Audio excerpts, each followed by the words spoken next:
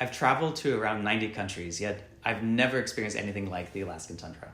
The ground is covered in this thick blanket of mosses and lichens, creating this dense weave of colors and textures. Every step in this biome feels like you're walking on a memory foam mattress, yet you're being supported by hundreds of tiny plants that seem so fragile and so delicate, yet are clearly rugged enough to withstand that extreme temperature of this crazy Arctic space. I was completely fascinated with the tundra while we were there. It's surreal and magical and beautiful and really just a testament to how life can find innovative ways to survive in even the harshest of environments. I think a solid half of the photos that I took during my time in Alaska was just of the ground, especially using this macro lens to capture the tundra's details up close, the caribou moss, the Antarctic hairgrass, and all the wild lichens. But now I know that this magical tundra biome is quickly changing due to climate change.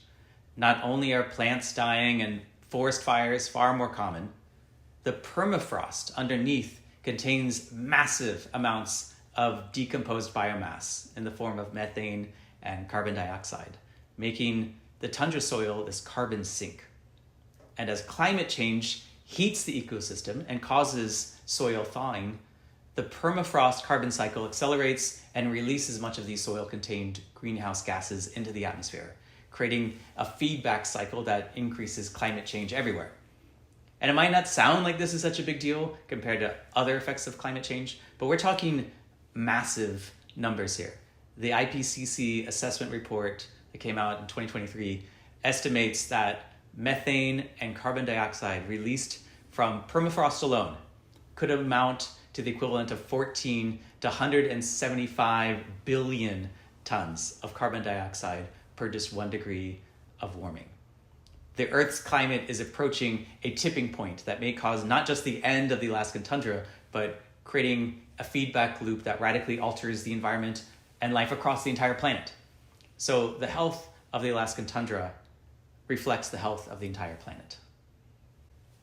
In Elegy for the Alaskan tundra, I imagined all the changes to this incredible biome that have already taken place over the past century and wondered how it will change in the next century.